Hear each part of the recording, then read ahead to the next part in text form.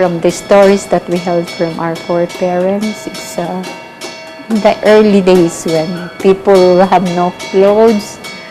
Here they start weaving bark cloth. So they use the bark of trees. Yes, there's a color because this certain bark of tree is has a brown and a beige color. This one here is made out of barks of trees. Yes, this one is made out of bark of trees, herbs, and we call them laphi, lahi. I think it differentiates the name according to the places it came from. They get it from the bark of trees, selected bark of trees or herbs, or how do you call that, water plants from the water, and then they soak it. If it's from the wood, bark of wood, they soak it for how many days in the rice field. After that, they pound it to make it a little bit softer, and then soak it again and pound it. After that, they shred it. And that was the time, the beginning of their wrap-around skirt, because they do not know yet how to weave. So probably for how many years, maybe somebody came to teach them how to weave. But in Bontoc, I think it was 1908. People would go to the forest, they get the bark of the tree. Just a certain tree. It's not just any tree. So there's a particular tree. A particular tree. So is this the bark of the tree? Of the tree, and which you can find them here in Ifugao only in Kambulu. Yeah. And when you get the bark of the tree, you bring them home. Then with a bark cloth beater, usually a stone or a wooden hammer in the olden days, then you pound it. Then you strip it into this thing. After you strip it, you have to cook it in the ashes. It's just like down to make it soft. Yes. When it is soft like this, then you can now spindle it so to connect them to make a very long thread, which you use for warping. Yeah, for the warping. And you weave it. It's of course very coarse, but then our foreparents have been using this kind of. It's too coarse because this is for the fiesta, festival. If they weave it for their own, yes, for their own costume, they make it more finer in texture. And then it's not, these colors here are natural. Yeah, it's not dyed. So they have also to not to dye, but they have to look for raw materials, like the bark of trees, the same, that has brown color. That is the only color that they have. Maybe this one was white, but it was oversoaked maybe in the rice field. Yes. And they don't weave, they weave it in back straps. This is the bark cloth. This is the bark tapis.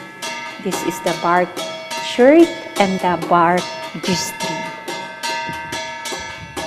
They started, after shredding that, they started in many processes to make it a little bit finer.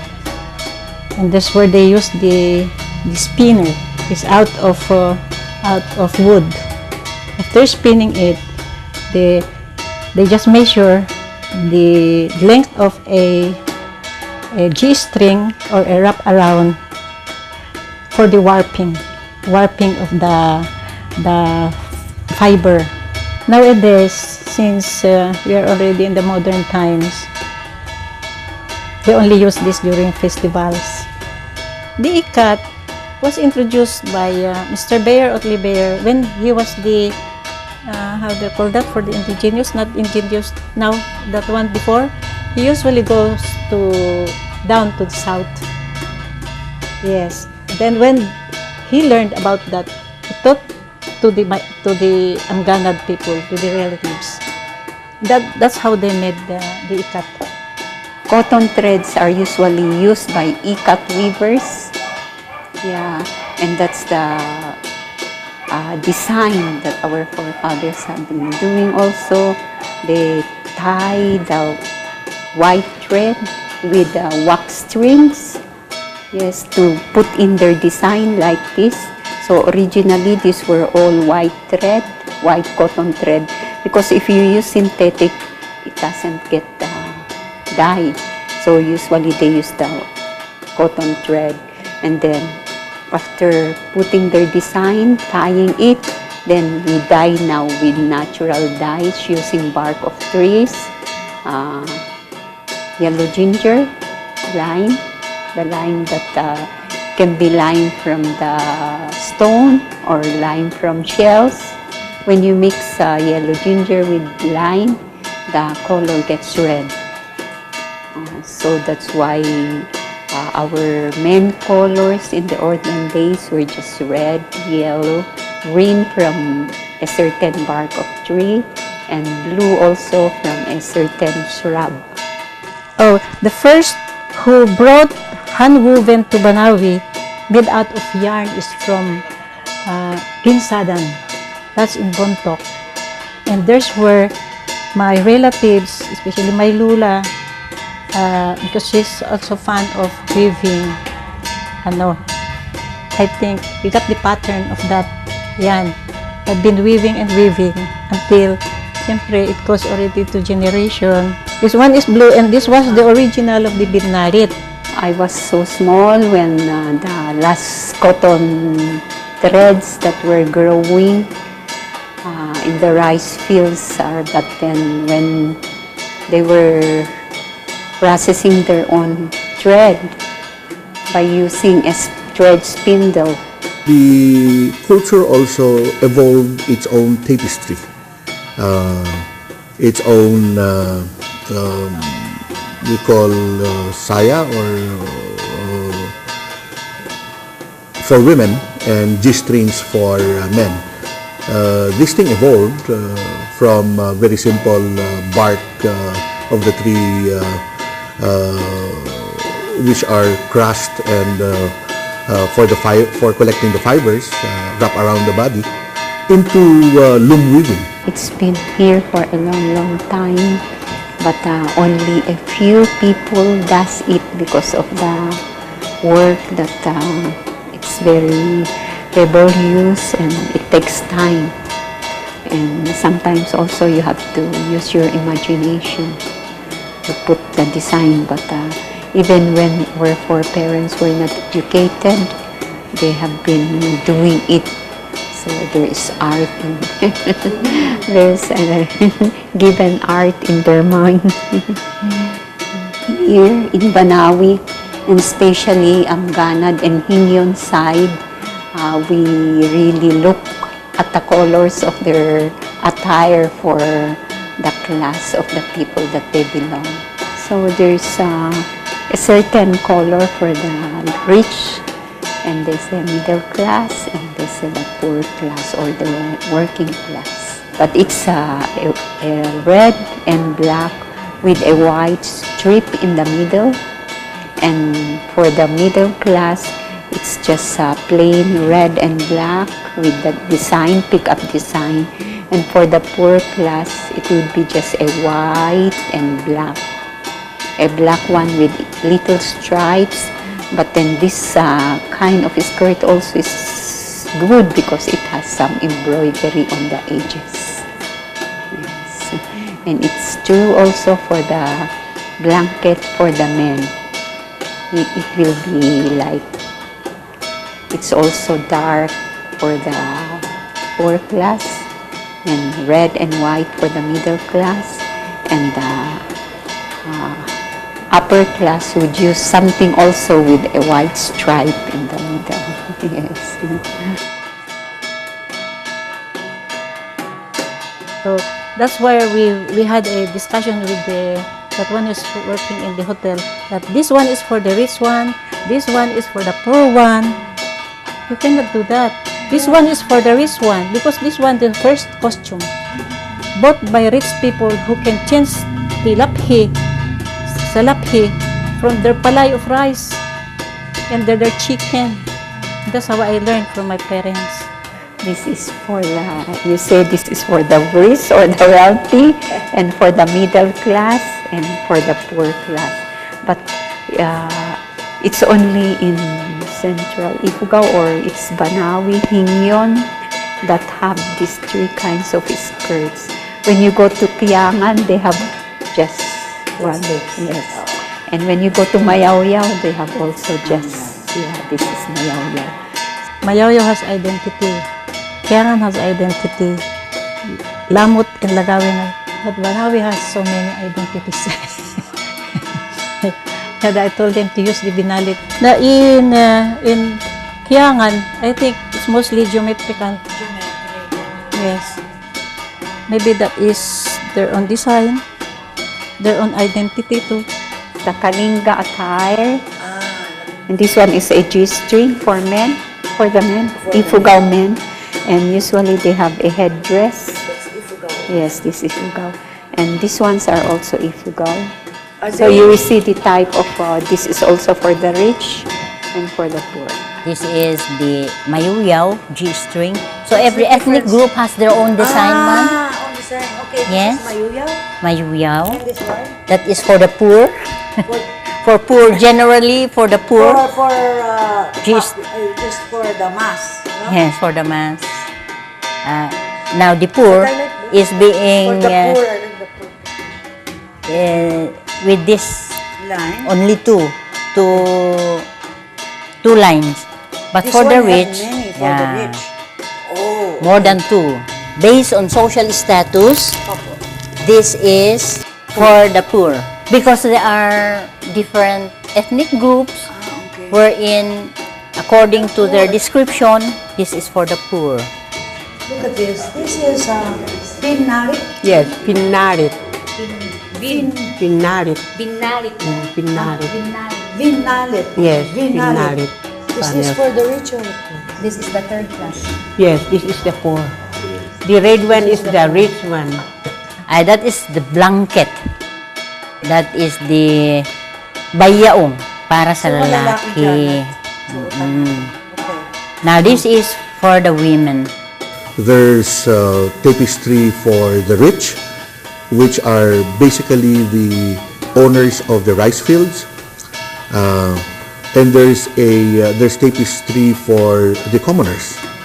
There's tapestry for the dead, and so on and so forth. Nowadays, very rare na ang the bark of trees because it's selected. It's not just bark of trees, it's selected in the forest. Likewise, the how do you call that? Those that they can find in the water. It's just the same procedure and the kind of processing it. They soak it and then pound it well and then shred it and then spin it into fibers. It's all white thread. We warp them as this one here, and then we put some division, and after that we remove it from the loom. We put it in a frame. Then we start tying the design.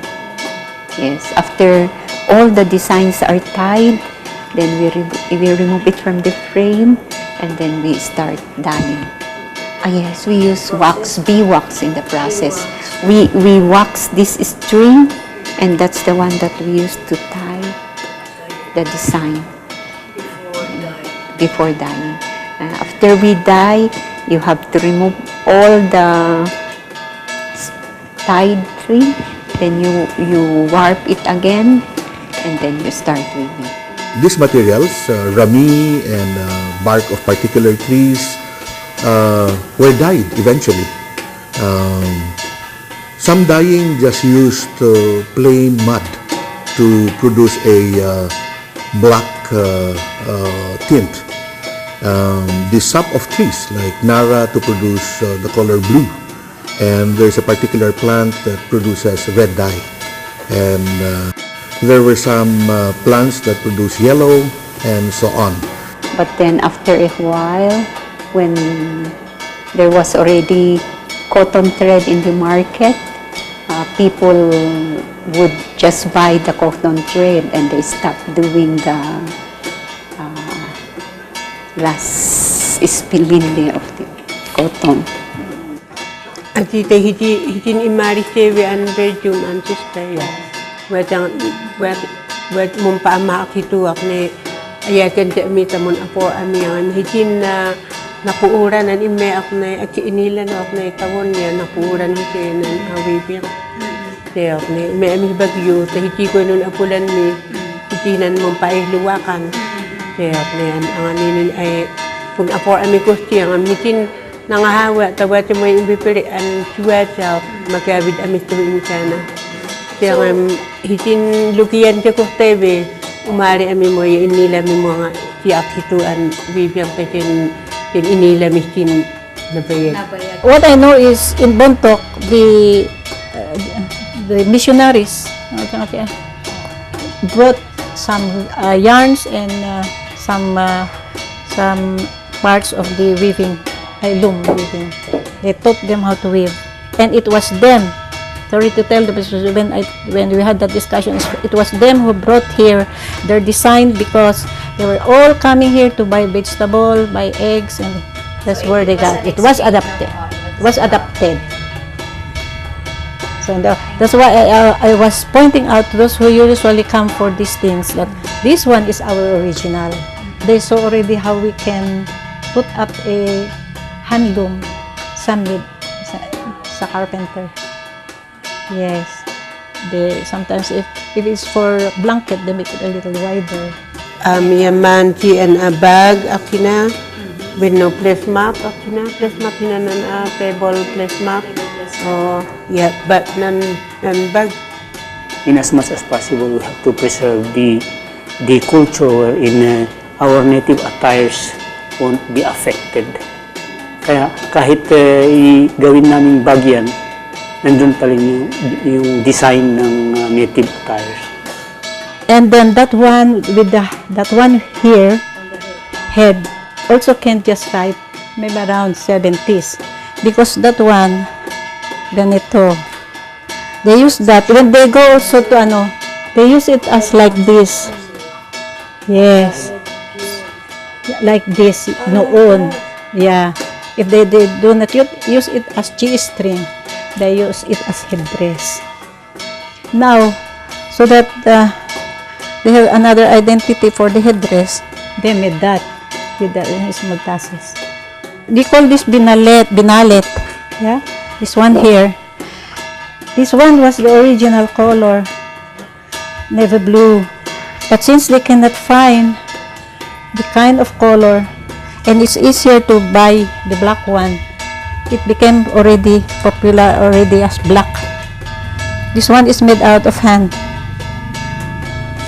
And this one here, to me, it's not the original belt, because the original belt is made out of how do you call that?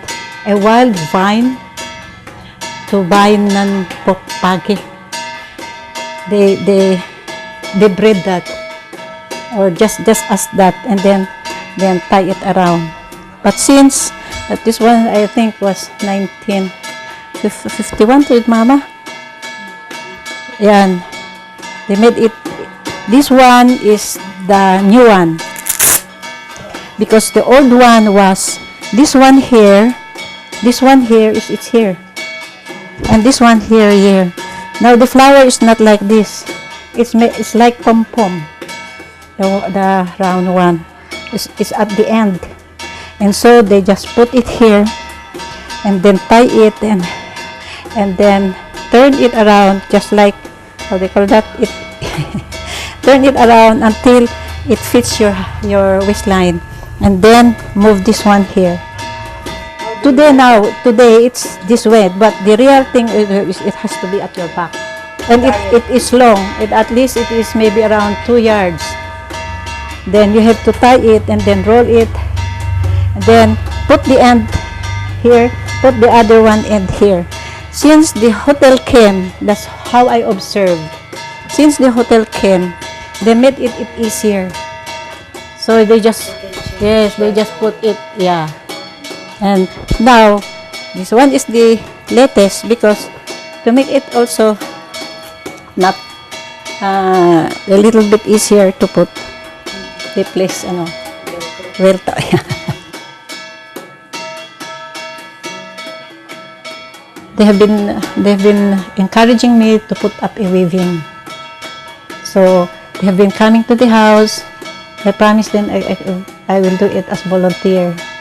So when 3 of them, Maria and the 2-3 already were expert, I left them because they do not know yet how to make design. What they know is the plain one because this one is made out of hand embroidery. So I have to teach them how to make designs by putting up all the threads. So they have to have more of the heedles. Heedles are the ones that you have to put up and then goes down. Yeah. Especially now I taught them the, how they call that? The quality. Yes. Because usually before they just weave and weave and weave. So every now and then when we started that, I told them the quality. We were 2 with Nardas. Nardas is a popular one. We were 2 supposed to go to Bloomingdale. Yeah. But it so happened my husband has high blood. So I did not join her. And she made good because the German company also helped her. It's not really a full time because most of the weavers are farmers and they do it when in between, when there's spacing from the rice farm tilting, then they stop and they weave. Yes, but there are some people that don't have rice fields. Yes, they do it every day. We have to be given how many months only to produce. So it happens that it's harvest time. But as I see, they have no patience. The younger ones, because it's really hard to have that warping. How many hundreds of going up and down, and then putting it in the reed, then putting it in the loom. What they like is you do it, maybe somebody will do that and then they just weave. But the way you pay them also, because even if they only weave one yard, 2 yard, it's just the same rate with the others who can weave more. The first time we pay them per yard, and then after that, when they are already used, then, but it's per yard because they can weave faster now, not like before. Yes. Buati naman hanan mga tangay ki order ng Marekano. Nan ipato nga iti iton siya ng bagti po na makin ipugaw de an iton siya ila ujat buati nan umari bipunta ko anan kumaktan. We have a livelihood project that is the weaving.